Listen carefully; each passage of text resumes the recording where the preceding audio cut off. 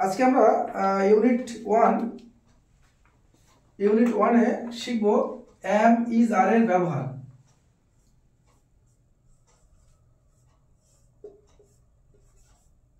M is আর এর ব্যবহার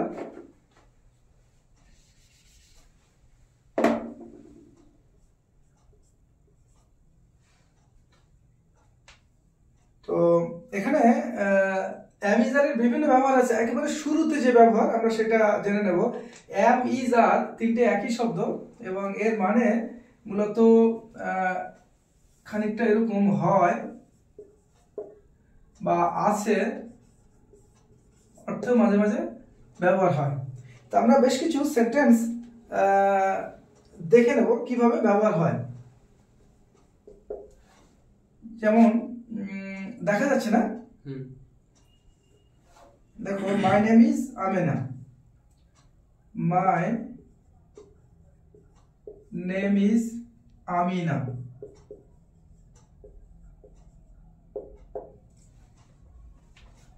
একটা সেন্টেন্স। 2 নাম্বার সেন্টেন্স দেখো, আই অ্যাম 15,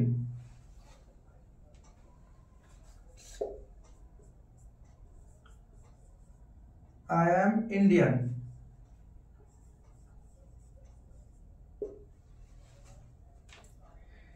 এরপর আরেকটি সেন্টেন্স আমরা লিখছি, I am a student.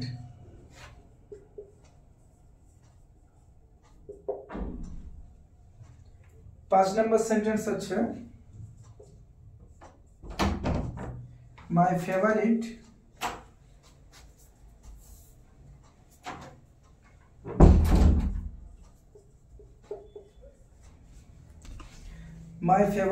color is white.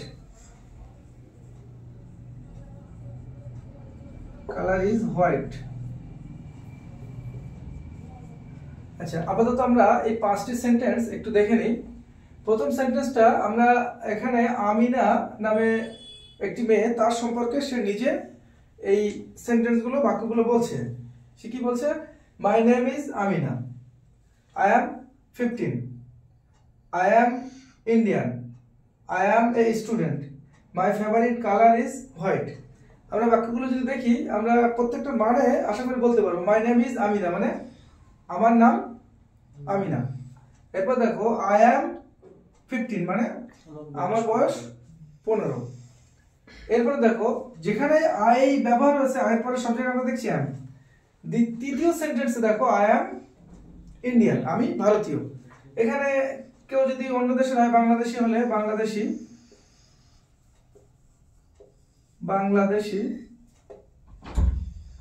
তারপরে হচ্ছে আই অ্যাম এ স্টুডেন্ট। 4 নম্বর সেন্টেন্সে সে নিজের সম্পর্কে বলছে আই অ্যাম, তো এখানে অ্যাম ব্যবহার হচ্ছে। 5 নম্বর সেন্টেন্সে দেখো মাই ফেভারিট কালার ইজ হোয়াইট। এখানে সাবজেক্ট কোনটা বুঝতে হবে। প্রথমটাতে সাবজেক্ট কি? প্রথমটা সাবজেক্ট হচ্ছে মাই নেম, আমার নাম, ঠিক আছে। আচ্ছা, এখানে দেখো আই অ্যাম হলো আর মাই নেমের পরে ইজ হলো। এখানে এটা কি বুঝতে পারছো তোমরা? এখানে মাই নেম বা মাই নেমের পরে অ্যাম হলো না কেন? আর এখানে আয়ের পরে অ্যাম হলো কেন? এখানে সাবজেক্ট হচ্ছে দুটো শব্দ মিলে, মাই নেম আমার নাম। তো আমি হচ্ছে ফার্স্ট পারসন, কিন্তু আমার নাম হচ্ছে থার্ড পারসন, সেকেন্ড পারসন না, থার্ড পারসন। মানে পার্সনের ব্যাপারটা একটু আমি বলি। আমি ফার্স্ট পারসন, আমার সামনে যারা আছে তারা সব সেকেন্ড পারসন, আর যারা এই ঘরের মধ্যে নেই তারা সব থার্ড পারসন। এটা মনে রাখতে হবে। এবার 3টে পারসন হয়ে গেল। আমি ফার্স্ট পারসন, তোমরা সব সেকেন্ড পারসন, আর তারা বা এক্স ওয়াই জেড যারা এই ঘরের মধ্যে নেই তারা সব, এবং তারা থার্ড পারসন। তারা জড় পদার্থ হতে পারে, কোনো বিষয় হতে পারে, কোনো নাম হতে পারে, মানুষ হতে পারে, যা কিছু হতে পারে, ঠিক আছে। পার্সনের ক্ষেত্রে যে সবসময় লিভিং বিং হবে ব্যাপারটা এরকম না, প্রাণী হতে হবে, মানুষ হতে হবে এরকম না। এখানে যেমন আমি ফার্স্ট পারসন কিন্তু আমার নাম থার্ড পারসন, তো যখন বলা হচ্ছে মাই নেম, তখন এই দুটো শব্দ মিলে হয়ে যাচ্ছে থার্ড পারসন, ওই জন্য হচ্ছে মাই নেম ইজ আমিনা। এবার এই নিয়মটা যত না বেশি আমরা মনে রাখবো, তার থেকে বেশি মনে রাখবো আমরা এই সেন্টেন্সটা, মাই নেম ইজ আমিনা। তো যখন এই সেন্টেন্স আসলে ইজ হবে, থার্ড পারসন সিঙ্গুলার নাম্বার হলে ইজ হবে, আবার প্লুরাল নাম্বার হলে হবে না। তো আমাদের ওই নিয়মের থেকে বেশি আমরা মনে রাখবো বাক্যগুলো, মাই নেম ইজ আমিনা। তো এরপরে যার নাম সে বলে দেবে, সবসময় এটা একই রকম থাকবে এই পর্যন্ত। My name is Rahim, my name is Abhijit, my name is Shubho, যা কিছু হোক না কেন সমস্ত ক্ষেত্রে এই পর্যন্ত একই রকম থাকবে। তাহলে আমাদের এই সেন্টেন্স দিয়ে আমরা গ্রামারকে মনে রাখবো, গ্রামার দিয়ে সেন্টেন্স না। একটা জিনিস আমাদের মনে রাখতে হবে যে ব্যাপারটা হচ্ছে যে আমরা গ্রামার শিখে ইংরেজি শিখবো, ব্যাপারটা এরকম না। মানে এটা হচ্ছে খানিকটা এরকম যে ওই দর্জি হয়ে তারপরে সেলাই করবো। তো দর্জি হয়ে তো সেলাই করা যায় না, সেলাই করতে করতে দর্জি হতে হবে। ঠিক আছে, আমাদের দেশে ইংরেজি শেখার পদ্ধতিটা হচ্ছে এরকম, মানে ওই যে ড্রাইভার হয়ে তারপরে আমি গাড়ি চালাবো, গাড়ি চালাতে চালাতে ড্রাইভার হতে হবে। ড্রাইভার হয়ে গাড়িতে না উঠে তুমি যতই ড্রাইভিং এর বই পড়ে নাও, যে কিভাবে ক্লাস করতে হয়, ক্লাস চাপতে হয়, কিভাবে ব্রেক করতে হয়, বা কিভাবে তোমার পিক আপ বাড়াতে হয়, এভরিথিং ব্যাপারগুলো কি হবে যে ওই থিওরিটিক্যাল জ্ঞান তোমার কোনো কাজে লাগবে না। তা আমাদের দেশে ইংরেজি ভাষার ক্ষেত্রে আমাদের বড় সমস্যা হচ্ছে আমরা ওই ড্রাইভারের মতো যে ঘরে বসে বসে ইউটিউব দেখে দেখে অথবা কোনো বই পড়ে ড্রাইভিং শিখতে চায়, এবং সেভাবে যে পুরো ড্রাইভার হয় তারপরে সে গাড়ি চালাবে। এরপরে যেদিনই সে মনে করে যে আমি ফুল ড্রাইভার হয়ে গেছি এবং গাড়ি চালানো শুরু করে, প্রথম দিনে সে হজট খায়, অ্যাক্সিডেন্ট করে, তারপরে এমন ভয় পায় আর জীবনে গাড়িতে ওঠে না, স্টারিং ধরে না। আমাদের দেশে যেসব বাচ্চারা ইংরেজিতে খুব দুর্বল বা ভীতু বা ভাবে যে ইংরেজি মানে একটা কঠিন ব্যাপার, আজও যে ইংরেজির এত ডিমান্ড আমাদের দেশে, তার মূল কারণ হচ্ছে যে ইংরেজি আমরা ভালো করে শিখতে পারি না। মানে প্রথম থেকে আমাদের কঠিন করে দেওয়া হয়েছে। তা আমরা কি শিখি প্রথমে? Parts of speech. একবারে বাক্যের শুরুতে তুমি গিয়ে গ্রামার বই খুললে তার আগে কি তোমার হচ্ছে অ্যালফাবেট। অ্যালফাবেট কাকে বলে, বর্ণমালা কাকে বলে। এখন অ্যালফাবেট কাকে বলে এইটা মুখস্থ করে আমার তোমার কি লাভ? অত তো কিছু জানার দরকার নেই, ABCD এগুলো বলে অ্যালফাবেট, ব্যাস মিটে গেল। ওর সংজ্ঞা তো মুখস্থ করার দরকার নেই। এরপরে কি হচ্ছে, তারপরে ভাওয়েল কাকে বলে, কনসোনেন্ট কাকে বলে, সব মুখস্থ করাচ্ছে। হ্যাঁ, একটু দরকার হতে পারে ভাওয়েল কাকে বলে, কনসোনেন্টগুলো তো মুখস্থ করার দরকার নেই আলাদা করে। এরপরে চলে যাচ্ছে কি পার্টস অফ স্পিচ। তো পার্টস অফ স্পিচ 8 প্রকার। সেখানে নানা রকম কাহিনী, subject, predicate, preposition, adjective, adverb, হাবিজাবি সমস্ত মুখস্থ করছে আলাদা আলাদা করে। কিন্তু সে কোনোদিনই জানতে পারছে না যে অ্যাডভার্ব কি কি কাজে লাগে, কি বৃত্তান্ত, জানার দরকার নেই। তো আমরা যখন বাক্যে ব্যবহার করব কোনো একটা শব্দ, তো ওইটাকে আমরা আমাদের মাতৃভাষার সঙ্গে রিলেট করব। রিলেট করলে আমরা ওটা বুঝতে পারবো যে ওর পজিশন কি, ওকে কি বলে ওইটা আমার জানার দরকার নেই। মানে রান্না করার সময় কোন মশলা দিতে হবে তোমার ওইটুকু জানলেই হবে। ওই মশলার নাম কি, ওই মশলা কোথায় তৈরি হয়, ওর বৈজ্ঞানিক নাম কি, ওর ইংরেজিতে নাম কি, জানার দরকার নেই। তো শুধু আমার জানতে হবে যে এই মশলাটা দেখতে এরকম, একে এইটা বলে, এই পরিমাণ দিতে হবে, তাহলে তোমার রান্না ভালো হবে। আর ওর বৈজ্ঞানিক নাম আর ওর সম্পর্কে যতই তুমি গবেষণা করে আসো, রান্না কিন্তু ভালো হবে না। তা আমাদের ইংরেজি শেখার ক্ষেত্রে এটা হচ্ছে সবচেয়ে বড় একটা সমস্যা। তো এখানে আমরা এই বাক্যটা মুখস্থ করে নেবো, মাই নেম ইজ আমিনা। এরপরে আই অ্যাম 15, মানে আমার বয়স 15 বছর। তো এটা আমি এভাবে বলতে পারতাম, আই অ্যাম 15 ইয়ার্স ওল্ড। কিন্তু তুমি যখন কথাবার্তা বলার ক্ষেত্রে, সাধারণ লেখার ক্ষেত্রে এত কিছু দরকার নেই, আই অ্যাম 15 এনাফ। এরপরে হচ্ছে আই অ্যাম ইন্ডিয়ান। ঠিক আছে, এখানে অনেকে লিখতে পারে আই অ্যাম অ্যান ইন্ডিয়ান, আমি একজন ভারতীয়। তো একজন ভারতীয় না বললেও কোনো সমস্যা নেই, আমি ইন্ডিয়ান, আমি ভারতীয়। ঠিক আছে, তো ওই জন্য এখানে কিন্তু অ্যান বসাবার না, অ্যান দিলেও বাক্যটা সঠিক। বা আই অ্যাম বাংলাদেশি, আমি বাংলাদেশি। অ্যাকচুয়াল অ্যাম এর মানে হচ্ছে আমি হই বাংলাদেশি। ঠিক আছে, বা আমি হই ইন্ডিয়ান। হ্যাঁ, অ্যানটা কিভাবে বসাবো? অ্যানটা বসে মূলত ওই যে কোনো নাউনের আগে যখন এই যে ভাওয়েল হয়, আইটা তো ভাওয়েল তো 5টা, I O U, A E I O U. তো আই হচ্ছে ভাওয়েল, ভাওয়েলের আগে অ্যান বসে। আর ভাওয়েল না হলে, যেমন বাংলাদেশির ক্ষেত্রে এটা তো বি, ভাওয়েল না, তখন সে লিখতে পারে আই অ্যাম এ বাংলাদেশি। কিন্তু আমরা যখন লিখবো, আমরা ইন্ডিয়ান, আমাদের লিখতে হবে আই অ্যাম অ্যান ইন্ডিয়ান। ঠিক আছে, আমি হই একজন ভারতীয়। যদি একদম ওয়ার্ড টু ওয়ার্ড তুমি ট্রান্সলেশন করো। আর যদি তুমি খুব সিম্পল এবং অ্যাকুরেট অনুবাদ করো তাহলে কি হবে, আমি ভারতীয়, আই অ্যাম ইন্ডিয়ান, আমি ভারতীয়, আমি হই, হইটা তোমার ওটা উচ্চ হয়ে যাবে বাংলাতে। এরপরে দেখো আই অ্যাম এ স্টুডেন্ট, ঠিক আছে, এখানে দেখো এখানে এটা থার্ড পারসন সিঙ্গুলার নাম্বার, তো এই জন্য এ হলো, অ্যাম হলো, আর এ সেখানে বলো তো কোন নাউনের আগে সবসময় একটা আর্টিকেল বসে, আর্টিকেল তিনটে, a an the, a an the, a আর এন আর হচ্ছে দি। তো এ আর এন দুটোরই মানে হচ্ছে একটি, আর দি কোনো কিছু নির্দিষ্ট হলে। তো এ ব্যবহার হয় কনসোনেন্ট থাকলে কোনো নাউনের আগে, আর এন ব্যবহার হয় ভাওয়েল থাকলে, পাঁচটা, এ ই আই ও ইউ। তো এতটুকু জানলে যথেষ্ট।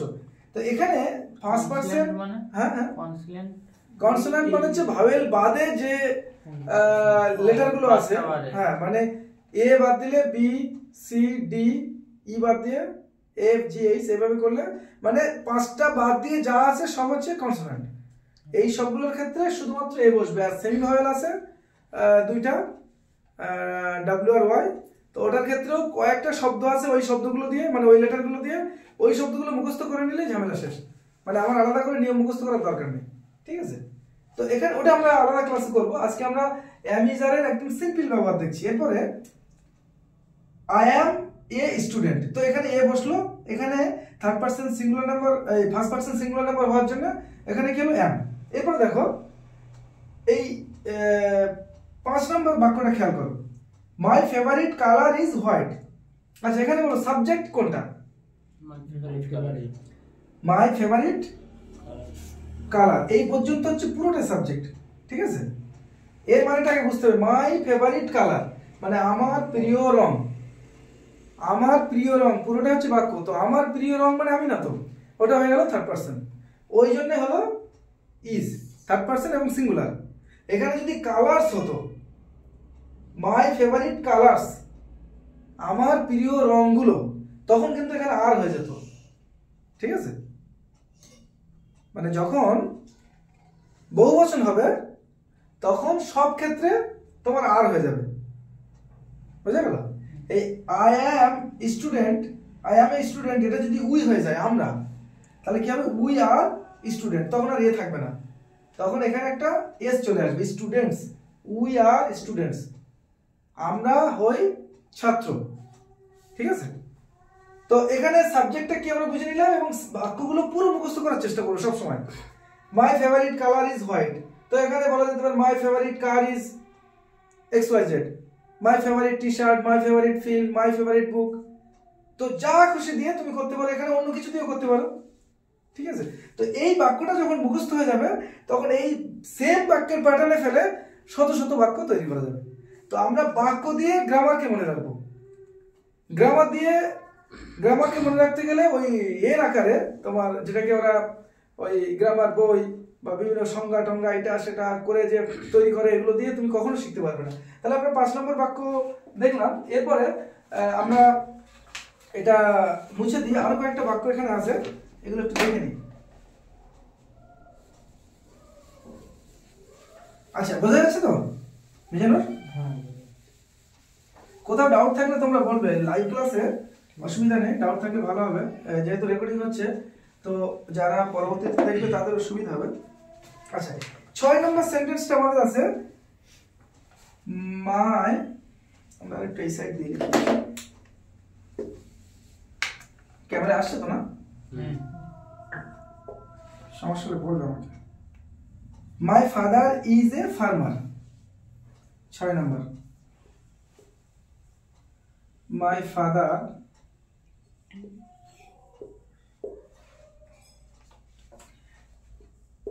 Is a farmer. আচ্ছা আমার হাতে লেখা বোঝা যাচ্ছে তো? My father is a farmer, এর সঙ্গে আরেকটা কন্টিনিউ বাক্য যুক্ত করা হয়েছে এন্ড দিয়ে, and my mother is a teacher, ঠিক আছে। দেখো এখানেও আমরা ইজ এর ব্যবহার দেখছি। এখানে সাবজেক্ট কি? প্রথম বাক্যটা মাই ফাদার হচ্ছে সাবজেক্ট, আমার বাবা। তাহলে আমার বাবা আমিও না তুমিও না, আরেকজন থার্ড পারসন। তো ওই জন্য এটা হয়ে গেল থার্ড পারসন আর সিঙ্গুলার নাম্বার একজন। তো এটা সাবজেক্ট হলো একজন, তার জন্য হলো ইজ, মাই ফাদার ইজ। তাহলে মনে রাখতে হবে সবসময় যে থার্ড পারসন সিঙ্গুলার নাম্বার হলে প্রেজেন্ট টেন্সে মানে বর্তমান কালে, আর পুরো বাক্য কিন্তু হচ্ছে বর্তমান কালে, আছে হয় সব বর্তমান কালে। অতীতে গেলে কিন্তু এটা পাল্টে যাবে, তখন হয়ে যাবে ওয়াজ আর ওয়ার। তাহলে হলো মাই ফাদার আমার বাবা, ইওর ফাদার তোমার বাবা, ওটাও কিন্তু কি হবে? Third person singular number. যদি এখানে হতো ইওর ফাদার, হিজ ফাদার, ঠিক আছে, হার ফাদার তার বাবা, তোমার বাবা বা অমুকের বাবা, মনে করো কারো নাম দিয়ে দিলে এখানে সাইফুলস ফাদার, ঠিক আছে, সাইফুলের বাবা কারো নাম দিয়ে যদি দাও তাহলে ওটা থার্ড পারসন। তো এই বাক্যটা পুরো মুখস্থ রাখতে হবে, my father is a farmer. আচ্ছা এ কেন হলো ফার্মার? এটা হচ্ছে তোমার একটা নাউন, ঠিক আছে, নাউনের আগে সবসময় একটা আর্টিকেল বসে, হয় এ বসবে, না হলে অ্যান বসবে, না হলে দি বসবে। এবার দি হচ্ছে নির্দিষ্ট হলে দি, আর এ আর অ্যান হয় অনির্দিষ্ট কোনো নাউনের ক্ষেত্রে, কোনো নামের ক্ষেত্রে। নির্দিষ্ট মানে যদি আমি বলি এ পেন, মানে একটা কলম, যে কোনো একটা কলম। আমি যদি বলি তোমাকে যে গিভ মি এ পেন, আমাকে একটা কলম দাও, তুমি যে কোনো একটা কলম দিলে হবে। কিন্তু আমি যদি বলি যে give me the black pen, তখন নির্দিষ্ট কালো কলমটা তোমাকে দিতে হবে, তাহলে নির্দিষ্ট হয়ে গেল। বা শুধু যদি বলি গিভ মি দি পেন, তো তার মানে যার ব্যাপারে আমি বলছি সেটা তুমি জানো। কলমটি দাও, দি মানে টি, আমরা যে টি বলি না, মানুষটি, লোকটি, কুকুরটি, দি ডগ, ঠিক আছে, এ ডগ মানে যে কোনো একটা ডগ, কুকুর হতে পারে। যখন আমি বলি দি ডগ, তাহলে কি হবে? নির্দিষ্ট একটা কুকুর। তো কোনো কিছু যখন নির্দিষ্ট হয়ে যাবে তখন দিয়ে আসবে, আর যখন একদম নর্মালি আমরা বলবো তখন এ অথবা অ্যান বসবে। তো এখানে যেহেতু এটা ভাওয়েল না, ঠিক আছে, আমরা শুধু এইভাবে মনে রাখবো ভাওয়েল না, কোনটা ভাওয়েল আর কোনটা ভাওয়েল না, কনসোনেন্ট মনে রাখার দরকার নেই। এটা ভাওয়েল না, এ ই আই ও ইউর মধ্যে পড়ছে না, মানে ভাওয়েল না, তাহলে এটা আমার এখানে এ হবে। আর ভাওয়েল হলে শুধু মনে রাখতে হবে ওটা হবে অ্যান। এবারে তুমি যখন অনেক বেশি পরিমাণে সাহিত্য পড়বে, গল্পের বই পড়বে, তখন ওই শব্দগুলো তোমার অটোমেটিক চলে আসবে। তখন তুমি যখন ইন্ডিয়ান বা ইন্ডিয়া শব্দ আসবে তখন অটোমেটিক তার আগে তোমার ওই অ্যান চলে আসবে, ঠিক আছে, তখন তোমার আলাদা করে মনে রাখা লাগবে না। তো যাই হোক, এখানে সাবজেক্ট হলো মাই ফাদার, ঠিক আছে। তাহলে মাই ফাদার যেহেতু থার্ড পারসন সিঙ্গুলার নাম্বার, ওই জন্য ইজ হলো। আর এ ফার্মার একজন কৃষক, আমার বাবা একজন কৃষক। এবার পরের বাক্যটাকে আমরা অ্যান্ড দিয়ে যুক্ত করে দিলাম, অ্যান্ড এবং মাই মাদার সেম সাবজেক্টের position same, is a teacher, ঠিক আছে। এরপরে তুমি এখানে দিয়ে যা খুশি বানাতে পারো, বাড়িতে এগুলো ট্রাই করবে, ঠিক আছে।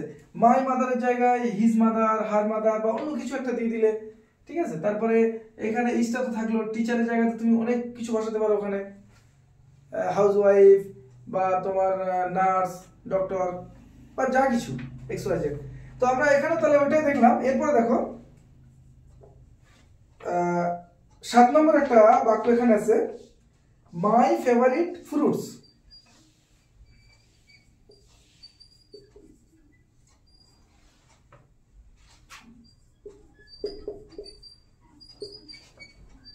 ফেভারিট ফ্রুটস,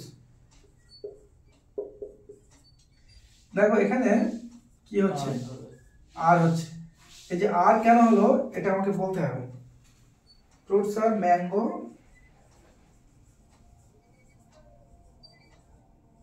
অ্যান্ড লিচি।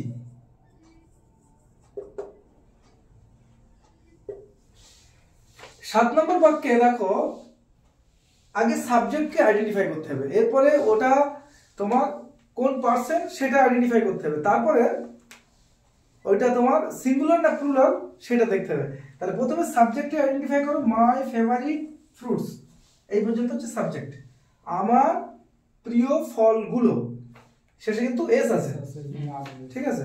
তাহলে আমার ফেভারিট মানে আমার প্রিয় ফলগুলো, মানে কি হচ্ছে এটা অনেকগুলো।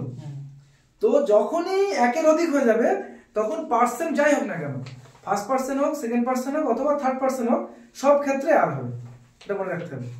একের অধিক হলে সে যেই হোক, আমি, তুমি অথবা তারা, সব ক্ষেত্রে হবে আর। তো মাই ফেভারিট ফ্রুটস এটা হচ্ছে থার্ড পারসন প্লুরাল নাম্বার। তো যখনই এটা আমি পেয়ে যাব যে প্লুরাল, তখন আর আমার দেখার দরকার নেই ওইটার পার্সন কি, ফার্স্ট পারসন না সেকেন্ড পারসন না থার্ড পারসন দেখার দরকার নেই। যখনই প্লুরাল হবে, একের অধিক হবে, তখনই একদম চোখ বুঝিয়ে আর বসে যাবে।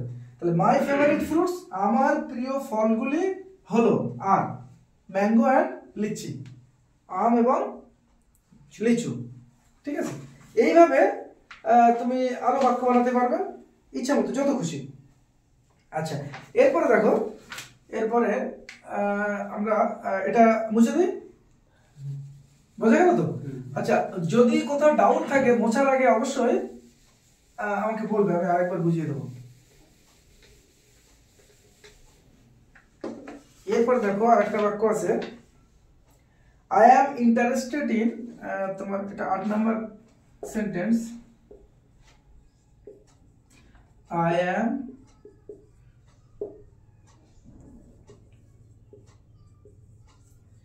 Interested in politics. ঠিক আছে, দেখো এই বাক্যটা I am interested in politics, এর মানে হচ্ছে আমি রাজনীতিতে আগ্রহী। ঠিক আছে, তো এখানে এটা হলো মানে অ্যাকচুয়ালি আমরা যদি এম এর মানেটা বসাই তাহলে কি আমি হই রাজনীতিতে আগ্রহী, কিন্তু বাংলাতে আমরা হই এইভাবে আলাদা করে লিখি না। তো এই জন্য মানে হচ্ছে আমি রাজনীতিতে আগ্রহী। তো যেহেতু আমি ফার্স্ট পারসন সিঙ্গুলার নাম্বার, ওই জন্য অ্যাম চলে আসলো, আই অ্যাম। এবার ইন্টারেস্টেড ইন, ইন্টারেস্ট মানে হচ্ছে তোমার আগ্রহ, ইন্টারেস্টেড মানে আগ্রহী হওয়া। ঠিক আছে, ইন্টারেস্টেড বলে সবসময় ইন আসে। ঠিক আছে, এই শব্দ এটা মনে রাখবে, এটাকে সবসময় অ্যাপ্রোপ্রিয়েট প্রিপোজিশন বলে, এটা সবসময় ইন হবে। যেখানে বসুক না কেন ইন্টারেস্ট কখনো একা বসবে না, ও সবসময় ইনকে সাথে নিয়ে বসবে। ঠিক আছে, তো interested in politics, interested in music, interested in driving, interested in marine drive. ঠিক আছে, ইন্টারেস্টেড ইন ড্রয়িং, যা কিছু তুমি ওই সেম শব্দ দিয়ে করতে পারবে। ঠিক আছে, আই এম ইন্টারেস্টেড ইন আর কি সেন্টেন্স বানাও, সিঙ্গিং, ট্রাভেলিং, যা খুশি বলতে পারো। তো সমস্ত ক্ষেত্রে তুমি এই শব্দটা দিয়ে, ইন্টারেস্টেড ইন দিয়ে তুমি অনেকগুলো শব্দ বানাতে পারবে। এখানে আই যদি জায়গাতে যদি হি হয়ে যেত, সে, তাহলে কি হতো? He is third person singular number, he is interested in politics. আচ্ছা, দে যদি হতো, দে আর ইন্টারেস্টেড ইন পলিটিক্স। ঠিক আছে, তো এভাবে করে তুমি ইচ্ছা মতো সাবজেক্ট চেঞ্জ করে তুমি এটাকে টেস্ট করতে পারো যে তুমি ঠিকঠাক বলতে পারছো কিনা। ঠিক আছে, হি হলে ইজ হয়ে যাচ্ছে, দে হলে আর হচ্ছে। আর এটা যেন কোনোদিন ভুল না হয়, ইন্টারেস্ট যে শব্দ মানে সুদের ক্ষেত্রে যে ইন্টারেস্ট ব্যবহার হয়, বা ইন্টারেস্ট মানে স্বার্থ, আর ইন্টারেস্ট মানে আবার হচ্ছে আগ্রহ, মানে এই সেম শব্দ 3-4 রকম ভাবে ব্যবহার হয়। ইন্টারেস্ট মানে হচ্ছে সুদ, ইন্টারেস্ট মানে আগ্রহ, আবার ইন্টারেস্ট মানে স্বার্থ। আমরা বলি না যে ওর এখানে ইন্টারেস্ট আছে, হ্যাঁ, তো তার মানে হচ্ছে স্বার্থ। তো ইন্টারেস্টেড ইন সবসময় একসাথে হবে। তো বাক্যগুলোতে যেই শব্দগুলো এরকম যৌথভাবে ব্যবহার হয়, এগুলো আমাদের পড়ে পড়ে মুখস্থ করে ফেলতে হবে, অনেক বেশি সাহিত্য পড়তে হবে। তোমাদের মোটামুটি 30-40টা ক্লাস হয়ে গেলে আমি কিছু কিছু গল্পের বই খুব ভালো মানে একবারে প্রাইমারি লেভেলের 5-6 লেভেলের গল্পের বই সাজেস্ট করবো। এগুলো তোমরা বেশি বেশি করে পড়বে, মানে বুঝতে পারো আর না পারো রিডিং করে যাবে। যত বেশি পড়বে তত ইংলিশে সাবলীল হবে। মানে তুমি গ্রামার বই মুখস্থ করে তোমার যে লাভ হবে তার থেকে 1000 গুণ বেশি লাভ হবে যদি তুমি টেক্সট পড়ো, কন্টিনিউ টেক্সট পড়ো। তাহলে এই বাক্যটা বোঝা গেল। এরপরে আরেকটি বাক্য রয়েছে, এটা হচ্ছে মাই ব্রাদার। অনেকগুলো বাক্য সব আমি ঘুরিয়ে ফিরিয়ে রেখেছি। মাই ব্রাদার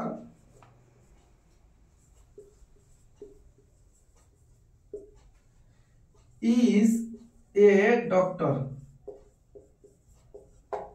ঠিক আছে, ডক্টরের ডি ছোট হাতে দিতে হবে। আচ্ছা, এখানে দেখো সাবজেক্ট কোনটা? My brother. এটা তাহলে কি হলো? ফার্স্ট পারসন না থার্ড পারসন? Third person. আমিও না তুমিও না, থার্ড পারসন। মাই ব্রাদার আমার ভাই, সেই জন্য হয়ে গেল ইজ। A doctor. এ কেন বসলো? একজন ডক্টর, যেহেতু ওটা একটা নাউন, ডক্টর মানে একজন পেশাজীবীর নাম, তো যখনই নাউন হবে তখন কি হবে, তার আগে একটা আর্টিকেল বসবে। তো মাই, তো এটা মনে রাখার দরকার নেই, ও অটোমেটিক তোমার চলে আসবে। My brother is a doctor. এরপরে দেখো লাস্ট আরেকটা সেন্টেন্স আছে 10 number, they are my friend.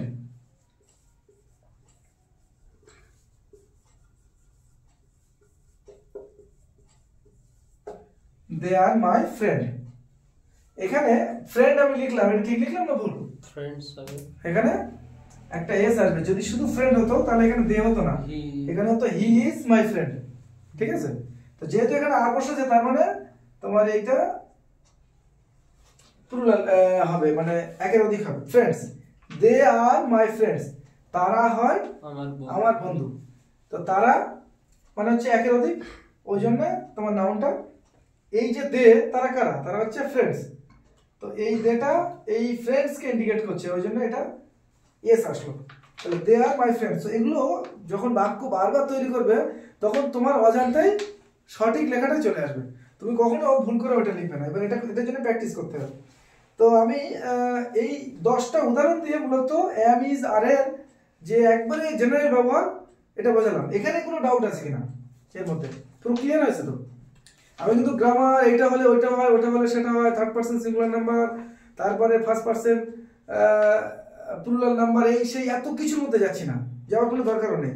শুধু এটুকু মনে রাখা যে ফার্স্ট পারসন হলে অ্যাম, সেকেন্ড পারসন হলে ইজ, আর থার্ড পারসন হলে আর না, থার্ড পারসন হলে তো আর। আরেকটা জিনিস, সমস্ত ক্ষেত্রে সব পার্সনের ক্ষেত্রে যদি তোমার প্লুরাল হয়, একের অধিক হয়, তাহলে সবার। তাহলে তোমার মেইনলি দুটো জিনিস মনে রাখতে হবে, অ্যাম আর ইজ। এবং এটাও কিছুদিন পরে গিয়ে আর মনে রাখার দরকার হবে না, তুমি ওই বাক্য তৈরি করার সময় অটোমেটিক তুমি লিখতে পারবে। এবং তারপরে হয়তো অনেক বছর পরে গিয়ে তোমাকে কেউ জিজ্ঞেস করলে তুমি গ্রামার বলতে পারবে না, কিন্তু তুমি সঠিক বাক্য লিখে দেবে। তো আমাদের ওই পর্যায়ে যেতে হবে, গ্রামার আমার মুখস্থ রাখার দরকার নেই। ঠিক আছে, ক্লাস কোথায় থাকে আর ব্রেক কোথায় থাকে ওইটা তো আমার মুখস্থ করে লাভ নেই। ডান পা দিয়ে কোনটা টিকতে হবে, বাঁ পা দিয়ে কোনটা করতে হবে, এটা দরকার নেই। আমার ঠিকঠাক গাড়ি চালালে হলো, তাই না? তো আমার পা তখন আমার অজান্তেই ঠিক জায়গায় চলে যাবে। যখন ব্রেকে পা দেওয়ার দরকার তার আগে আর এক পা ক্লাসে চলে যাবে। তা নাহলে ও পা জানে যে কোনটা আগে যেতে হবে কোনটা পরে যেতে হবে। ওটা তোমার, তুমি গল্প করতে করতে গাড়ি চালাচ্ছ, যারা ড্রাইভিং করে তাদের কিন্তু ওই শুরুতে ভুল হয়, অনেক সাবধানে রাখতে হয়, কিন্তু কিছুদিন পরে গিয়ে তুমি একবারে তোমার হাত চোখ ইভেন স্টারিং যে ঘোরে না, ওইটা কিন্তু কনসাসলি ঘোরাতে হয় না। তুমি যাবে যখন নর্মালি, হঠাৎ কেউ গাড়ির সামনে চলে আসলে তখন ঘোরাতে হয়, কিন্তু নর্মালি মনে করো গাড়িটা একটু ব্যাকা আছে রাস্তা, তো যখন কেউ ড্রাইভিং করে ও গাড়ি অটোমেটিক তার হাত ঘুরে যায়, মানে তার চোখ আর হাত নিজেদের মধ্যে কথা বলে নেয়। তুমি গল্প করছো আরেকজনের সঙ্গে, কোনো সমস্যা নেই। অনেকে বলে যে বেশি গল্প করো না, সেই হ্যাঁ, কখন সমস্যা হয়? হঠাৎ যদি কেউ সামনে চলে আসে বা হঠাৎ যদি বাম্পার আসে। তো তুমি যখন ইংরেজি ভাবে শিখে যাবে তখন ওইরকম ড্রাইভারের মতো হয়ে যাবে, যে গল্প করতে করতে তুমি যাবে, তোমার উপরে কোনো প্রেশার নেই। প্রথম আমরা যখন চালাতে শিখি গাড়ি তখন কিরকম প্রেশার থাকে, মানুষ ঘেমে যায়, টেনশন হয়, এরপরে মানুষ মজা করে। তো ইংলিশ যখন তোমার ঘাড়ে চেপে বসবে তখন তুমি হাঁপিয়ে যাবে, আর যখন তুমি ইংলিশের ঘাড়ে চেপে বসবে তখন তুমি ইচ্ছা মতো যেদিকে খুশি যাবে। তো আমাদেরকে ব্যাপারটা খুব ইজিলি নিতে হবে। আচ্ছা চলো, তো আমি আশা করি তোমাদেরকে বিষয়গুলো শেখাতে পেরেছি, অ্যামিজারের মোটামুটি ব্যবহার। এরপরে আমরা আরেকটা বিষয় যাব। আমরা কয়েকটা পার্টে ভাগ করেছি, তো গ্রুপ এ তে ওটা শিখলাম, বি তে গিয়ে আমরা শিখবো অ্যাম ইজ আর এর কিছু শর্ট ফর্ম আছে যেগুলো কথা বলার ক্ষেত্রে ব্যবহার হয়, অনেক সময় লেখার ক্ষেত্রে ব্যবহার হয়। যেমন আই অ্যাম, এটাকে শর্টে লেখা হয় এই আয়ের পরে একটা, এই যে এটা কি বলে, কোলন দিয়ে এম। ঠিক আছে, আর অ্যাপোস্ট্রফ নাকি? হ্যাঁ, অ্যাপোস্ট্রফি বলে, অ্যাপোস্ট্রফ বলে। আচ্ছা, হি ইজ, এটা কি হবে? এখানে হয়ে যাবে হি অ্যাপোস্ট্রফি এস, হিজ। ঠিক আছে, শি ইজ, এটা তাই হবে শি অ্যাপোস্ট্রফি এস, শিজ। ঠিক আছে, তারপরে ইট এটা ভিডিওতে যারা শিখবে পরে অনলাইনে ওই ভিডিওটা ইয়ে করে দিয়ে এখান থেকে এগুলো লিখে নিতে পারবে। ইট ইজ, এটা হবে কি ITS। আচ্ছা, এই হলো তো ইটস। আর যদি এরকম হয়,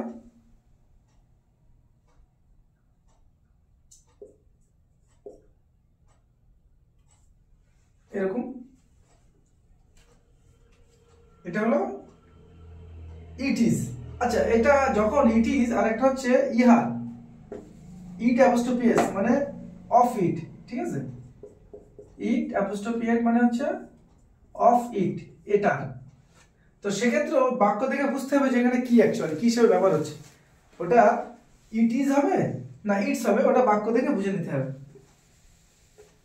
আচ্ছা, এরপরে উই আর, উই আর এটা আমরা কিভাবে লিখি? আচ্ছা, আমরা এটা মুছে দিই, এখানে জায়গা হচ্ছে না। এটা বোঝা গেছে তো?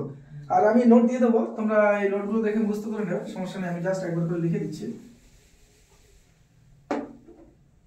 তো এখানে দেখো উই আর, যদি কোনো গল্পে এরকম লেখা দেখো, এরকম আছে উই অ্যাপোস্ট্রফি দিয়ে আর,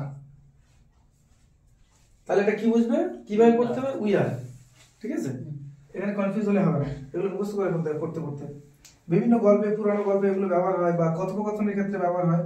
আচ্ছা, you are, Y O U, you are, এটা আমরা লিখবো কিভাবে? ওয়াই ও ইউ, এটা দিয়ে এই এটা আউট হয়ে যাবে, ঠিক আছে? ইউ আর, এটা অ্যাপোস্ট্রফি হবে, ইয়ার হবে। দে আর, দেয়ারটা কি হবে? THY, দে আর, ঠিক আছে? তারা। তো এগুলো ছিল শর্ট ফর্ম, এগুলো নোট থেকে মুখস্থ করে নেবে। যারা আমাদের ভিডিও থেকে শিখবে তাদের জন্য এটা ওই ভিডিওটা একটু পোস্ট করে দিয়ে ওগুলো লিখে নেওয়া যাবে। আচ্ছা, এরপরে আমরা গ্রুপ সি তে চলে যাব। আরেকটা পার্ট, আরেকটা জিনিস আমরা শিখবো এখানে।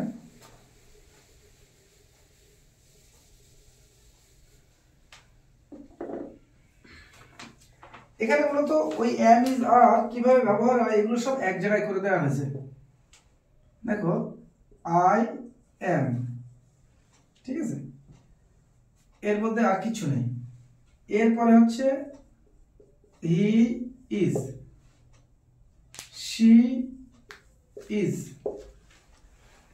তারপরে হচ্ছে দ্যাট ইজ, দিস ইজ, ঠিক আছে? আর হচ্ছে ইট ইজ, বাস। আর কিছু নেই, বাকি হচ্ছে কারো নাম, ঠিক আছে? যেমন রমেশ ইজ, হাবিব ইজ, কারো নাম। যদি একজনের নাম হয় তাহলে ইজ হবে। এই কয়েকটা জায়গা ছাড়া আর কোথাও ইজের ব্যবহার নেই। তো এগুলো একবারে মুখস্থ মতো করে ফেলতে হবে। He is, she is, that is, this is, it is, Ram is, Shyam is, Rahim is, Habib is, বাস। তো এটা একেবারে মুখস্থ করে ফেলতে হবে এমন ভাবে যেন এই শব্দগুলো আসার সাথে সাথে ইজও চলে আসে।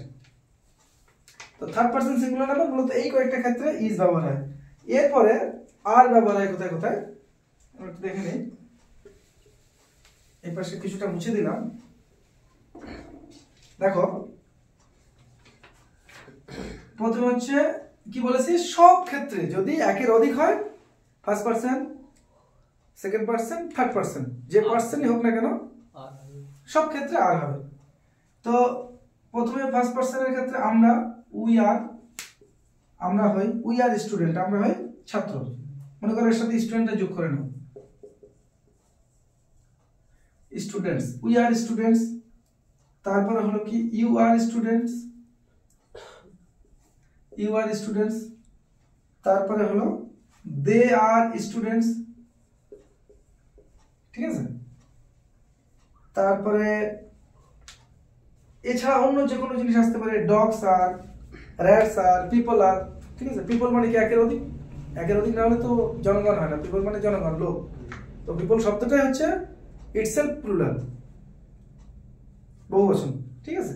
তো তুমি যদি লিখতে পিপল আর ওয়াচিং, তো তুমি কি করলে এখানে তোমার সরি পিপলের পরে সবসময় আর হবে, পিওপিএল, পিপল আর। তো মূলত এই আর এম ইজ আর কোন কোন জায়গায় ব্যবহার হয় তার একটা লিস্ট মোটামুটি করে দেওয়া হলো। এগুলো 2-4 বার পড়ে রাখলে ভুল একটু কম হবে, ঠিক আছে। তো এটা আশা করি আমরা বুঝতে পেরেছি। এরপরে আমরা গ্রুপ ডি তে চলে যাব। এরপরে আমাদের এই লেসনের ডি তে আমরা বেশ কিছু সেন্টেন্স রেখেছি এখানে, ঠিক আছে। এই সেন্টেন্সগুলো আমরা দেখি। ঘুম পাচ্ছে? তাই বলুন, বোঝা যাচ্ছে? মজা পাওয়া যাচ্ছে? মজা না পেলে হবে না। আচ্ছা, 1 নম্বর বাক্য দেখো, এটা কি লিখলাম বলো? I am.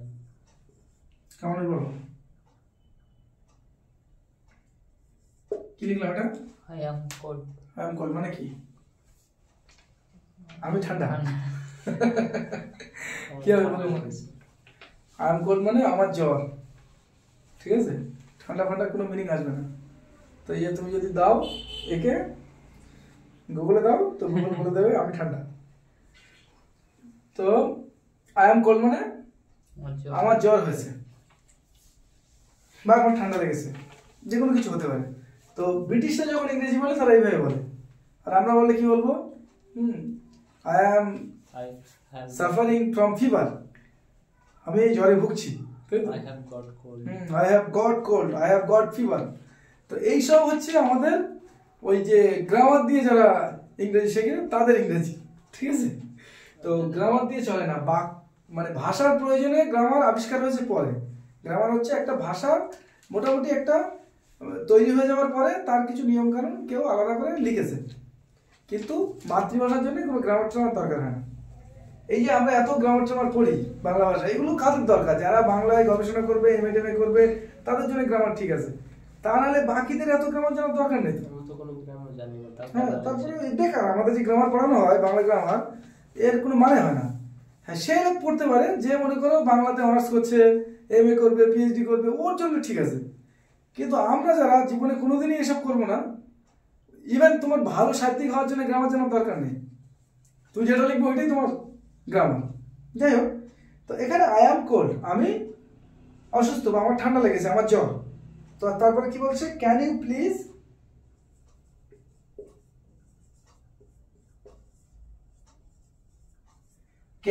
Please turn of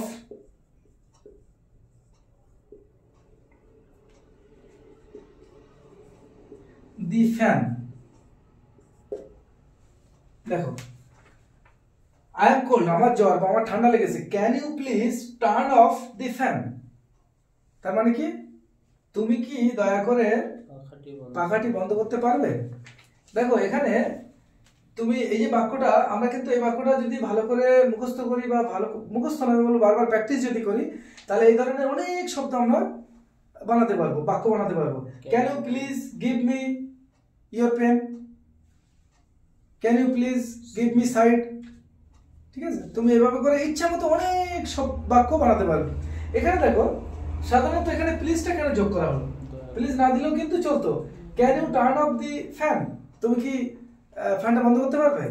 এটা হলে কি হতো? তাকে অনুরোধ করা হতো না। যখন তুমি কারো থেকে কোনো সেবা নিতে চাইবে তখন সবসময় তোমার অনুরোধ বা এই টাইপের শব্দ ব্যবহার করা উচিত। তো প্লিজ হচ্ছে এমন একটা শব্দ যে তুমি মানুষকে যদি বিরক্ত করো বা সে যদি তোমার জন্য সামান্য হলে পরিশ্রম করে বা তার মনোযোগ যদি নষ্ট হয়, তার জন্য তাকে আগাম তোমার জানিয়ে রাখা, ধন্যবাদ জানিয়ে রাখা, ঠিক আছে। প্লিজ মানে কি? অনুগ্রহ করে, দয়া করে, এবং কাজটা হয়ে যাওয়ার পরে তুমি তাকে থ্যাংক ইউ বললে। তো এগুলো হচ্ছে ইংরেজি ভাষা, সব ভাষার ক্ষেত্রে আমরা বাংলাতে এত ব্যবহার করি না, কিন্তু ইংরেজি ভাষাতে এটা খুব মানে ব্যাপকভাবে ব্যবহার হয়। তারা প্লিজ, থ্যাংক ইউ এবং এই ধরনের যে খুব সৌজন্যমূলক শব্দগুলো খুব ভালো ব্যবহার করে। তো আমরা অনেক সময় দেখি যে কিছু ইউটিউব চ্যানেল আছে, সেখানে বিভিন্ন রকম বাক্য শেখানো হয়। হ্যাঁ, তো তো সেখানে একবারে কোনো কিছু নেই, একদম স্ট্রেট ফরওয়ার্ড বাক্যগুলো শেখানো হয়। যখন যেমন সুইচ অফ দি ফ্যান, ঠিক আছে, ওপেন দি ডোর, দরজা খোলো, ভিতরে এসো, বাইরে যাও, এটা করো, ওইটা করো। তো সেখানে এই ধরনের সৌজন্যমূলক কোনো শব্দ শেখানো হচ্ছে না, দেখলাম অনেক বিপদ তাদের। তো কি হচ্ছে, বাচ্চারা যখন এটা করতে করতে অভ্যস্ত হয়ে পরে গিয়ে এটা শিখতে পারবে না। তো এটা হচ্ছে ইংরেজি ভাষার একেবারে অপরিহার্য, যে তারা সব সময় কারো থেকে কোনো উপকার নিতে গেলে সবসময় সৌজন্যমূলক শব্দ ব্যবহার করে। তো এখানে কি, can you please turn off the fan, তুমি কি অনুগ্রহ করে ফ্যানটি বন্ধ করতে পারবে? তাও এটা বলা হচ্ছে না যে বন্ধ করে দাও, বন্ধ করতে পারবে, ঠিক আছে। তো সে তখন কি বলতে পারে, ইয়েস অফকোর্স, হোয়াই নট, তারপর তুমি বলে থ্যাংক ইউ। তো এভাবে তুমি দেখবে বাক্য শিখতে শিখতে গ্রামারও শিখে যাচ্ছ, তুমি স্পিকিংও শিখে যাচ্ছ। আমাদের বাচ্চারা স্পিকিং করতে পারে না কেন? তারা যে সেন্টেন্স শেখে, তারা যে বাক্যগুলো শেখে, সেগুলোর সাথে দুনিয়ার কোনো সম্পর্ক নেই, সেগুলো দুনিয়া কোথাও কাজে লাগাতে পারে না। আচ্ছা, এখানে আরেকটা জিনিস দেখো, টার্ন অফ। এই টার্নের পরে অফ সব সময় ব্যবহার হবে, টার্ন অফ। ওখানে যেমন ইন্টারেস্টেড ইন, তো ইন্টারেস্ট শব্দ তুমি যেভাবেই ব্যবহার করো, ইন্টারেস্ট বা ইন্টারেস্টেড, তো এখানে টার্ন অফ সব সময় এই টার্নের পরে অফ ব্যবহার হয়, এটাকে তোমার অ্যাপ্রোপ্রিয়েট প্রিপোজিশন বলে। তো এটা গেল। এরপরে দেখো 2 নম্বর একটা বাক্য দেখো, সুমন ইজ অ্যাফ্রেড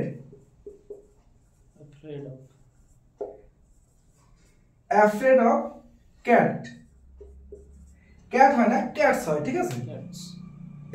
এই সমস্ত ক্ষেত্রে তুমি এটাকে অ্যাফ্রেড অফ, এখানে দেখো সুমন, তাহলে এটা কি third person singular number, Suman is afraid of মানে ভীত। তো অ্যাফ্রেড অফ কিসে, ক্যাটস, বিড়ালে। তো মানেটা হবে সুমন বিড়ালকে ভয় পায়, ঠিক আছে, বা বিড়াল দেখে ভীত, এরকম। তো খুব সহজ বাংলাতে এরকম হবে, সুমন বিড়াল ভয় পায়, ঠিক আছে, বা বিড়ালদের ভয় পায়। তো এই যে অ্যাফ্রেড অফ, এটা হচ্ছে অ্যাফ্রেডের অ্যাপ্রোপ্রিয়েট প্রিপোজিশন। সব সময় অ্যাফ্রেড যেখানেই বসুক না কেন, ও এতই ভীতু যে অফকে সাথে নিয়ে ঘুরবে, বুঝতে পেরেছো?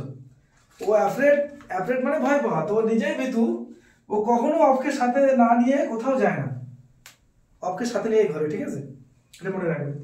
তো afraid of cats, afraid of dogs, afraid of tiger, afraid of exam, ঠিক আছে। He is afraid of exam, যে পরীক্ষায় ভীত, পরীক্ষায় ভয় পায়, ঠিক আছে। অ্যাফ্রেড অফ ইংলিশ, এইভাবে করে তুমি ইচ্ছা মতো বাক্য বানাতে পারবে। তো এই মানেটা সারা জীবন মনে রাখতে হবে। অ্যাফ্রেড অফ মানে হচ্ছে ভয় পাওয়া, ভীত হওয়া, সন্ত্রস্ত হওয়া, ঠিক আছে। আর এইটা একটা টোটাল, এই বাক্যটা যদি মনে রাখো অ্যাফ্রেডস অফ ক্যাটস, তো এখানে তুমি অনেক রকম বাক্য বানাতে পারবে। Afraid of dogs, afraid of exam, afraid of shower মানে গোসল করা, শীতকালে গোসল করতে ভয় পায় অনেকে। তো ইচ্ছা মতো তুমি বাক্য বানাতে পারবে। এটা গেল। আমরা এরপরে এখানে জায়গা নেই, আমরা উপরে 1 নম্বরটা মুছে দিই। বোঝা যাচ্ছে তো? ইংরেজি সহজ মনে হচ্ছে তো না কঠিন? আমি কিন্তু একটাও তোমাদের এই পুরো নোটের মধ্যে কোথাও কিন্তু একটাও বাংলা শব্দ নেই, আমি ট্রান্সলেশন কথা লিখিনি, এগুলো তোমরা নিজেরা করে নেবে। এরপরে দেখো 3 নম্বর একটা সেন্টেন্স,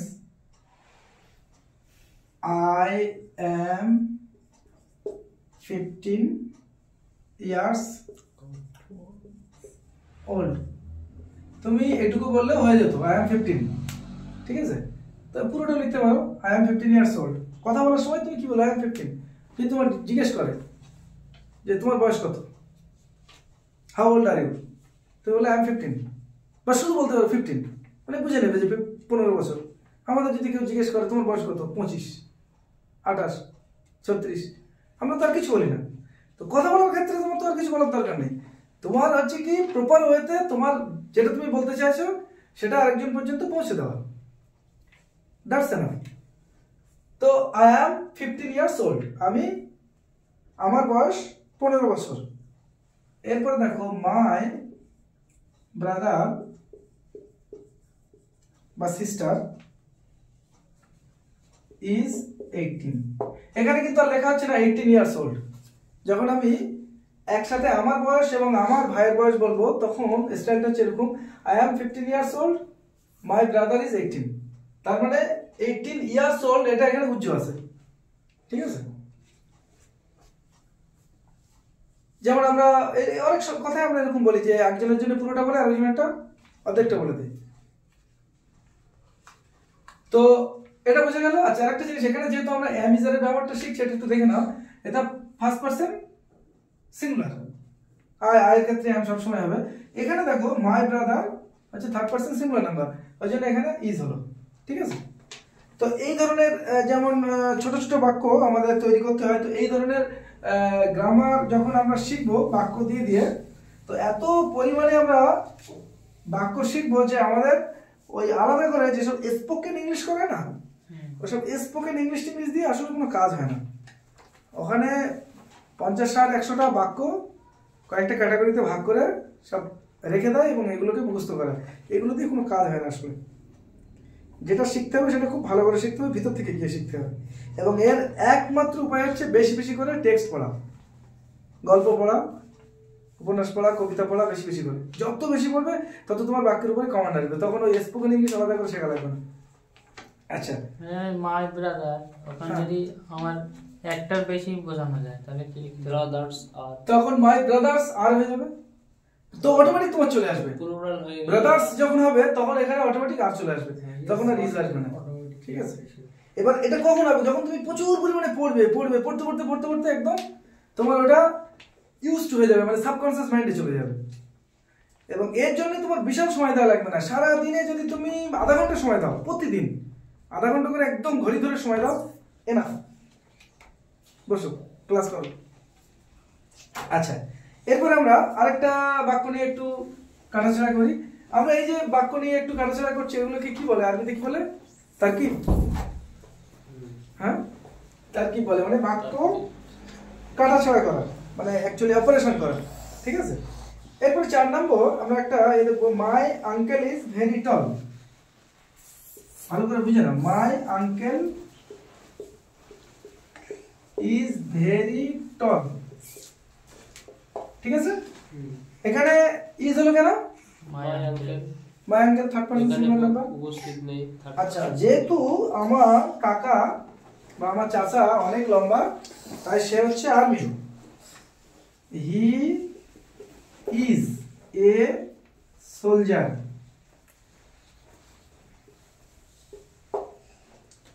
এখানে আবার ইজ হলো কেন?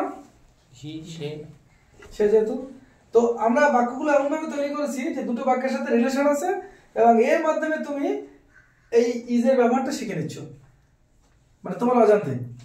তুমি পড়ছো কি? মাই আঙ্কেল ইজ ভেরি টল, আমার কাকা অনেক লম্বা। হি ইজ এ সোলজার, সে হচ্ছে একজন সৈনিক।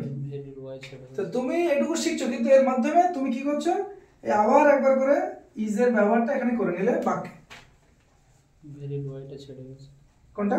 ভেরি, আচ্ছা, আর ওয়াইটা ছেড়ে গেছে না? ভেরি টল, ঠিক আছে। আচ্ছা, ওখানে ক্যামেরাতে কি বোঝা যাচ্ছে? হ্যাঁ, স্পষ্ট। আচ্ছা, চলো এরপরে আমরা আরেকটা সেন্টেন্স একটু কাটাছাড়া করি, ময়না তদন্ত করি। 5 নম্বর,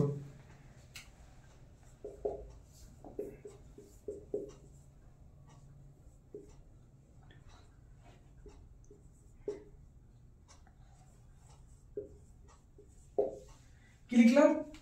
It's 11 o'clock. It's 11 o'clock. It's মানে it is, ঠিক আছে। এখানে ইটস মানে এটার না, এটা হয়। এখানে এই ইটস মানে হচ্ছে ইট ইজ এর শর্ট ফর্ম, ঠিক আছে। ইটস 11 o'clock, এখন 11টা বাজে। তো আমরা যখন বলবো, কেউ যদি জিজ্ঞেস করে যে এখন কটা বাজে, তাহলে আমরা কি বলবো? It's 11 o'clock, it's 9 o'clock। তো এটা মনে রাখতে হবে, ও ক্লকের এই যে ও, এটা সবসময় ছোট হাতের হয়, এটা কখনো বড় হাতের হবে না, ঠিক আছে। এই ও সবসময় ছোট হাতের হবে। ইটস 11 o'clock, এখন 11টা বাজে। এই সেন্টেন্সের সঙ্গে কন্টিনিউ করছি, ইউ আর অন টাইম। বল, মানে কি? তুমি সময় এসছো। ইউ আর অন টাইম মানে তুমি ঠিক সময়ে পৌঁছেছো। তো আমরা যদি এই গ্রামার শিখে বাক্য বানাতাম তাহলে কি করতাম? You have came appropriate time, exact time, right time, ঠিক আছে? আমরা এরকমভাবে বলতাম, ওটাও সঠিক বাক্যটা, কিন্তু কথা বলার সময় তোমার ওইভাবে বলার দরকার নেই। ইউ আর অন টাইম, তুমি ঠিক সময় এসেছো।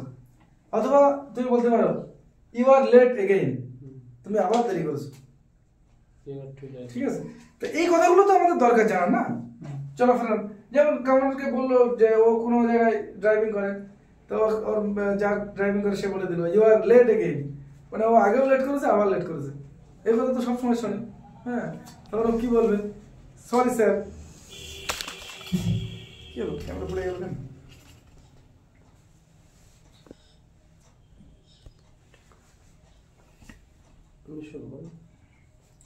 তো কি হলো এখানে? ইটস 11 o'clock, ইটস 9 o'clock, যা খুশি বলতে পারো। You are late again, you are on time. তাহলে এই যে অন টাইমের ব্যবহারটা এখান থেকে শিখে নিতে হবে, ঠিক আছে? হলো, এরপরে আমি মুছে দিলাম।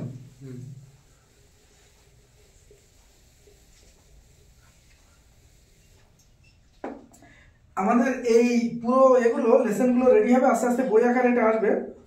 এবং এটা আমি ভাবছি যে ইউটিউবে ওই ডেসক্রিপশনে পিডিএফটা কোনো লিঙ্ক দিয়ে দেওয়া যায় কিনা, সেটাও ভাবনা চিন্তা করছি, হয়তো অনেকের সুবিধা হবে। আচ্ছা, এরপর দেখো 6 নম্বর বাক্য দেখো, Shubho Shubho and I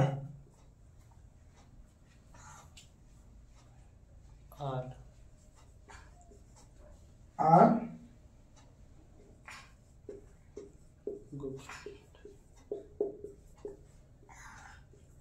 good friends. আচ্ছা, এখন বলো এখানে আর কেন হলো, মিজানুর বলো।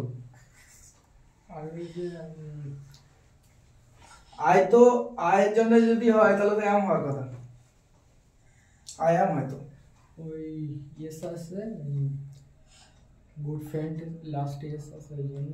হ্যাঁ, তো এই পর্যন্ত আমি লিখে দিলাম বলে, কিন্তু তুমি যখন লিখবে তখন তো তোমার আগে এখানে ডিসিশন নিতে হবে যে ওখানে তুমি কি বসাবে। আচ্ছা, এখানে বলো এখানে সাবজেক্ট কোনটা? শুভ। আর আইটা? এটা সাবজেক্ট।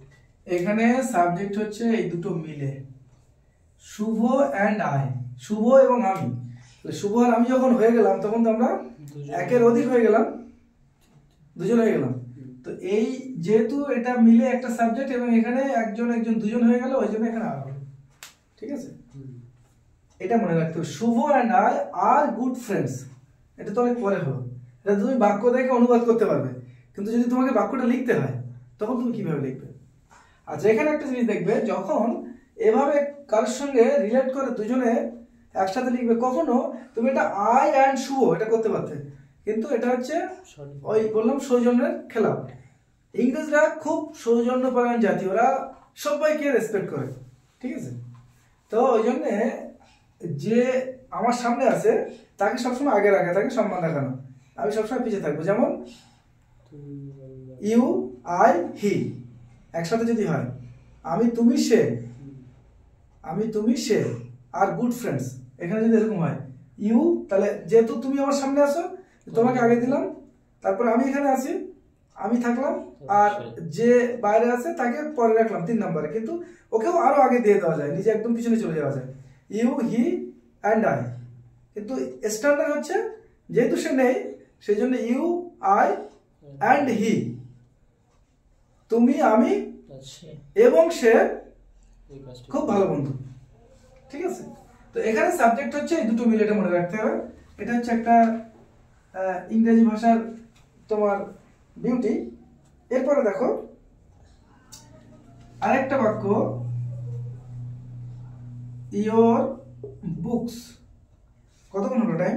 ক্লাস কতক্ষণ চলছে? 55 মিনিট। 56 মিনিট। কি বলো, 56 মিনিট হয়ে গেছে? হ্যাঁ, সর্বনাশ, অনেক লেন্থি হয়ে যাচ্ছে নাকি ক্লাস? না ঠিক আছে, ঠিক আছে, তবে একটু কম করতে হবে। ইয়োর বুকস, না যদি প্রয়োজন হয় তাতে টাইমটা বড় কথা না, সেটা একটা বিষয়। এবং দ্বিতীয় কথা, যে যদি তুমি শিখতে শিখতে ক্লাস করতে করতে বারবার ঘড়ির দিকে তাকাও তাহলে জানবে যে তোমার বোরিং ফিল হচ্ছে। আর যদি তোমার অজান্তে টাইম চলে যায় তাহলে তুমি জানবে যে তুমি ব্যাপারটা এনজয় করছো। এখন কি হচ্ছে সেটা বলো। এমনি ভালো লাগছে, কিন্তু এই যারা দেখবে তারা কি আর এনজয় করার জন্য দেখবে না, শেখার জন্য দেখবে। টাইম দেখে আর হয়তো না না না, ওটা আর কিছু না, ওটার জন্য আমার চিন্তা করার দরকার নেই। আমার ইনজেকশন পুরো দিতে হবে, তাহলে রুগী সুস্থ হবে। এখন রুগী লাগছে বলে আমি যদি অর্ধেকটা ইনজেকশন দিয়ে আর অর্ধেকটা ফেলে দেই তাহলে তো সে সুস্থ হবে না। ঠিক আছে। দ্বিতীয় কথা, আমাদের ক্লাস তো বোরিং হচ্ছে না। বোরিং মানে এই অর্থে যে বিশাল কিছু নিয়ম কানুন সংজ্ঞা মুখস্থ করানো হচ্ছে, মাথার মধ্যে ঢুকছে না, ব্যাপারটা তো এরকম না। মানে যে কেউ আমাদের ক্লাসে মনোযোগ দিলে সে প্রত্যেকটা বাক্য প্রত্যেকটা সেন্টেন্স বুঝতে পারবে, আমি আশা করি।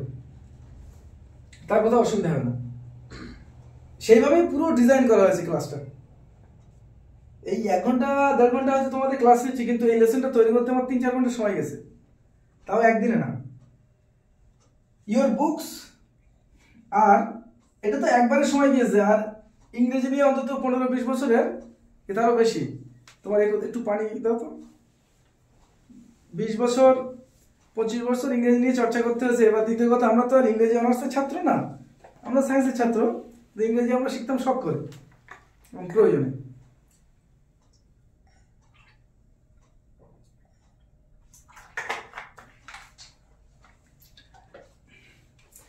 মূলত আমার ইংরেজি শেখা নিজে নিজে, বুঝলে। আমার একজন স্যার ছিলেন, তারপরে বাকিটা নিজে নিজে শেখা। আমি নর্মালি ক্লাস 10-9 পর্যন্ত প্রতি বছর ইংরেজি ফেল করতাম, প্রত্যেক বছর, একদম 5 থেকে। কিছু বুঝতেই পারতাম না। আমাদের সময় তো প্রাইমারিতে ইংরেজি ছিল না, আমার কোনো প্রাইভেট টিউটর ছিল না। স্কুলে যাওয়া হতো, স্কুলে একসঙ্গে 80-90 জন বাচ্চা, ওখানে গিয়ে তোমার 5-6-এ গিয়ে যা পড়াচ্ছে আমি তো কিছু জানি না, আমি ABCD জানি না। মানে AEIOU এগুলো গিয়ে 5-এ শিখেছি। আমাদের সময় পশ্চিমবঙ্গ গভর্নমেন্টের ওই তখন আইন ছিল, প্রাইমারিতে পুরো ইংরেজি একদম আউট করে দিল। আর সে সময় কি হতো, ওই পার্টির নেতারা সব বিভিন্ন কেজি স্কুল খুলে বসলো, আর যাদের পয়সা থাকতো তারা কেজি স্কুলে পড়াতো। আমাদের দেগঙ্গাতে সেই সময় লিটিল বার্ডস, তারপরে অপরাজিতা, এইসবগুলো চালু হলো। আর গরিবের বাচ্চারা প্রাইমারিতে যেত, ABCD পর্যন্ত শেখাতো না। যাই হোক, তো এখানে দেখো, your books are on the table. আচ্ছা, এখানে বলো আর কেন হলো বুকস, এখানে সাবজেক্টটা কি? Your books. ইয়োর বুকস মানে তোমার বইগুলো। ইয়োর বুকস তোমার বইগুলি আর অন দা টেবিল। ঠিক আছে। টেবিলের উপর। এই যে অন দা টেবিল, এটা সবসময় হয় কোনো কিছুর উপরে যদি কিছু থাকে, যেমন দি পেন ইজ, একটা পেন যদি বলি the pen is on the stool, দুটো পেন থাকলে দি পেন্স আর অন দা টুল। ঠিক আছে। তো যখন একটা হবে তখন pen is on the stool, pens are on the stool, এটা মনে রাখতে হবে। তাহলে ইয়োর বুকস তোমার বইগুলি আর অন দা টেবিল, এই যে অন দা টেবিল, এই অন দা টেবিল এই দিয়ে তুমি অনেক কিছু করতে পারবে। হ্যাঁ, your dinner is on the table, dining table. ঠিক আছে। এভাবে করে অনেক কিছু করতে পারবে অন দিয়ে। মানে কোনো কিছুর উপরে যদি কিছু লেগে থাকে তখন অন ব্যবহার হয়। ঠিক আছে। আর যদি কোনো কিছু উপর দিয়ে চলে যায় বা উপরে ঝুলে থাকে সেটাকে বলে ওভার। যেমন the fan is over your head. ঠিক আছে, তোমার মাথার উপরে ফ্যান। আর যদি একদম মাথার উপরে থাকে তাহলে অন হবে। The cap is on your head, টুপি তোমার মাথার উপরে। যদি কোনো কিছুর উপরে লেগে থাকে, টাচ হয়ে থাকে, তাহলে হচ্ছে অন। আর যদি উপরে থাকে তাহলে হচ্ছে ওভার। তো এটা বোঝা গেল। এখানে আর হলো এই জন্যে যে ইয়োর বুকস, এটা হচ্ছে কি, এটা হচ্ছে না, এটা হচ্ছে বহুবচন হয়ে গেল, কোন পার্সনের দেখার দরকার নেই। ঠিক আছে। আচ্ছা, এরপরে এসো আমরা পরের আরেকটা সেন্টেন্সে যাই।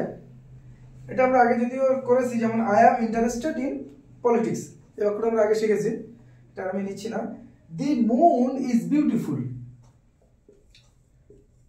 The moon is beautiful.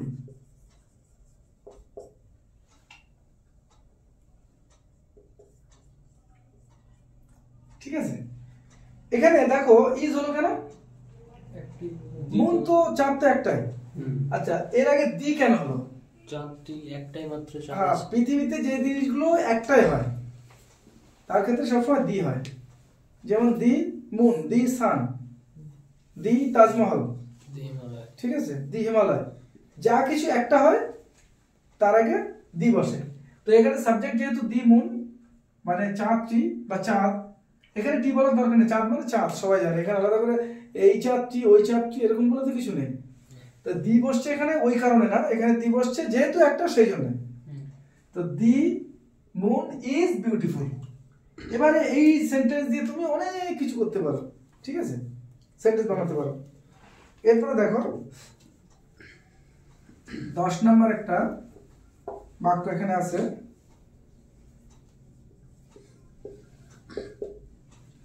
বাচ্চা সাইফুল,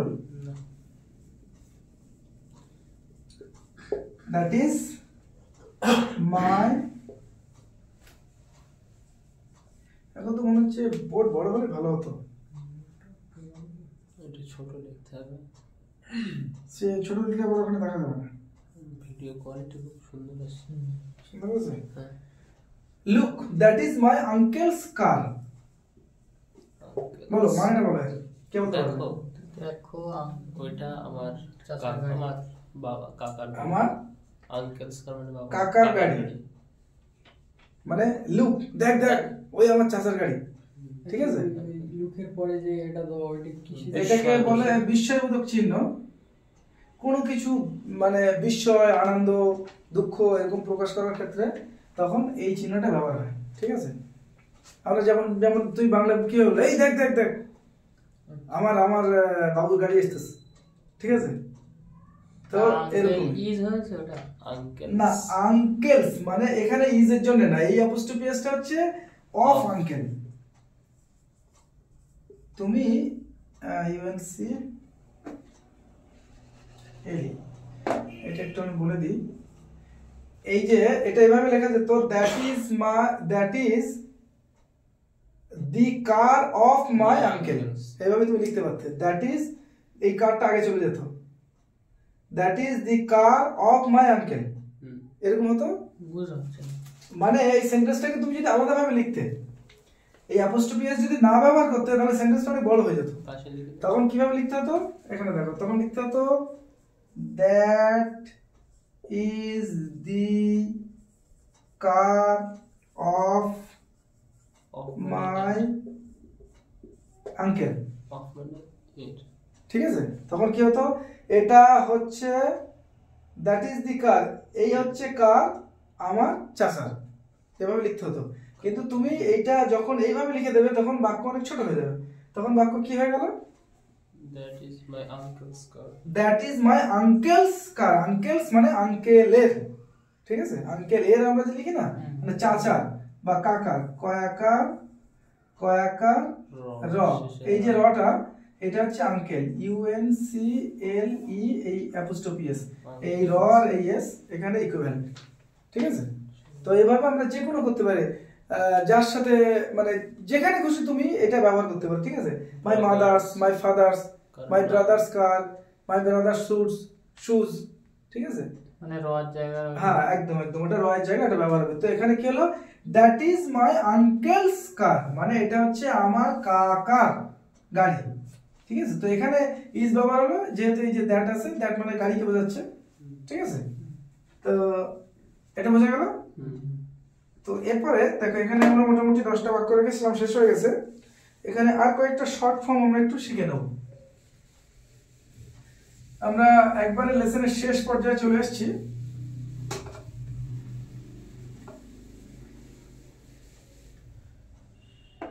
এরপর হচ্ছে আমরা পার্ট ইতে আমরা কয়েকটা আরো কিছু শর্ট ফর্ম শিখব। যেমন দ্যাট ইজ কে আমরা কিভাবে লিখতে পারি, দ্যাটস, ঠিক আছে। এভাবে লিখতে পারি দেয়ার ইজ কে কি লেখা যায়, দেয়ার্স। আর একটা হচ্ছে হেয়ার ইজ, এগুলোর মানেগুলো তোমরা অনেকে জানো, অনেকে হয়তো জানো না। দ্যাট মানে হচ্ছে ওই, দেয়ার মানে সেখানে, আর হেয়ার মানে এখানে। এগুলো আলাদা করে শিখতে হবে। তাহলে হেয়ার, তবে পড়ার সময় কিভাবে পড়তে হবে? দ্যাট ইজটা পড়বে দ্যাটস, দেয়ার ইজটা পড়বে দেয়ার্স, আর হেয়ার ইজটা পড়বে হেয়ার্স। তো এভাবে পড়তে পড়তে এগুলো ইয়ে হয়ে যাবে। আচ্ছা, এরপরে আমাদের এখানে 2-3টা বাক্য আছে, তারপরে আমাদের লেসন শেষ। তো এটা আশা করছি তখন লেখা হয়ে গেছে, আমি মুছে দিচ্ছি। আর ক্লাস চলাকালীন ফার্স্ট টাইমে নোট না করাই ভালো। যারা ভিডিও দেখবে তাদের উপদেশ দেবো যে নোট করার দরকার নেই, প্রথম ভিডিওটা শুধু ফ্লুয়েন্টলি দেখে নেওয়া ভালো, তারপরে সেকেন্ড টাইমে গিয়ে নোট করা যেতে পারে, তাহলে বুঝতে সুবিধা হবে। তা নাহলে মাঝে মাঝে সমস্যা হবে। অথবা কেউ যদি নোট করতে চায় তাহলে ওই পুশ করে দিয়ে করতে পারে, বা বারবার করে রিভার্স করে শুনে নিতে পারে।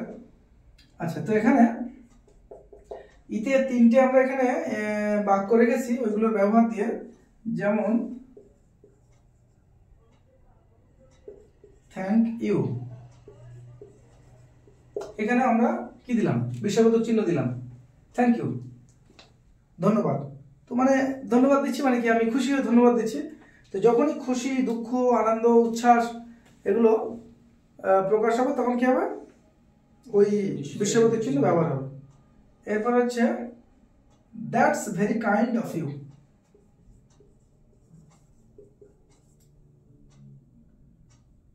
দ্যাটস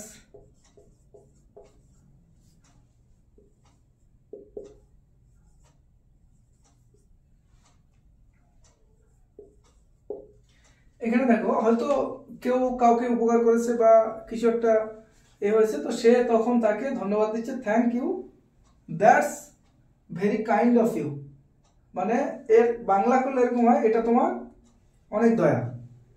মানে মনে করো কেউ তোমাকে এমন কিছু করলো, অনেক উপকার হলো, বা তোমার কোনো বোঝা তুলে দিল, বা অল্প দাম নিল, বা বিপদে পড়েছো কিছু টাকা দিল, যাই হোক একটা কিছু হলো, বড় কিছু হলো, তো সেক্ষেত্রে আমরা এভাবে কথা বলি যে থ্যাংক ইউ। এটা হওয়ার কথা ছিল that is very kind of you. Very kind মানে তোমার অনেক দয়ালু মন, তাই তুমি এটা করতে পেরেছো। ঠিক আছে, এভাবে এটা বলা যেতে পারে।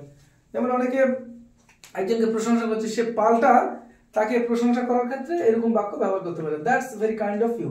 তো এখানে তুমি যদি বলো that is very kind of you, তো দ্যাট ইজ বললে ওটা শুনতে ভালো লাগবে না, তখন ওটা দ্রুত বলার জন্য কথ্য ভাষা হচ্ছে that's very kind of you, এভাবে ব্যবহার হয়।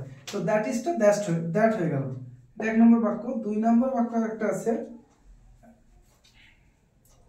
লুক, একই জিনিস, এর আগে আমরা বাক্যে দেখেছি লুক, দেখো।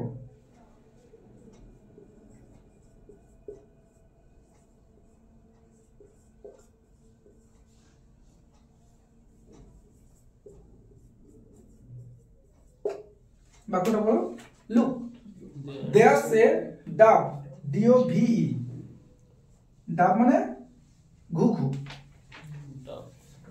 ঘুঘু পাখি, ঘুঘু পাখি, ঠিক আছে। ডাব, আমরা ডাব সাবান বলি না, ওই সেম বানান, ডাব, D-O-V-E, ডাব। তাহলে এখানে কি হচ্ছে, লুক, দেখো, there's a dove on the tree, মানে there is a, there, এই দেয়ার শব্দটা আমরা ব্যবহার করি দূরের কোনো জিনিস বা যে জিনিসটা মানে সাবজেক্ট পাওয়া যাচ্ছে না, তখন আমরা দেয়ার, হেয়ার এই সমস্ত দিয়ে সাবজেক্ট তৈরি করে নিই। তো দেয়ারের এখানে অ্যাকচুয়ালি কোনো মানে নেই, এর মানে হচ্ছে যে দেখো গাছে একটা ঘুঘু। তো এই যে দেয়ারের কোনো বাংলা মিনিং আসবে না, ঠিক আছে। তো দেয়ার মানে এরকম না যে সেখানে গাছের উপরে একটা ঘুঘু, এরকম মানে হবে না, অ্যাকচুয়ালি তাই হওয়ার কথা না। দেয়ার ইজ মানে সেখানে হয় এ ডাব, একটা ঘুঘু, অন দি ট্রি, গাছের উপরে। তাহলে সেখানে হয় গাছের উপরে একটা ঘুঘু, এরকম বাংলা হবে না। এটার বাংলা কি হবে, যে দেখো গাছের উপরে একটা ঘুঘু। কিন্তু আমরা লেখার সময় কিভাবে লিখবো, যে look there's a dove on the tree। এই যে বললাম না যে পাখি তো গাছের ডালে বসে থাকে, লেগে থাকে না, ওই জন্য এখানে কিন্তু অন হলো। তো এই বাক্যটা গেল। এখানে আরেকটা বাক্য রয়েছে, যে আমাদের আজকের লেসনের শেষ বাক্য। আর উড়লে কি হতো ওটা? গাছে বসে will over, fly over the tree. the bird but the dove is flying over your head, over the tree.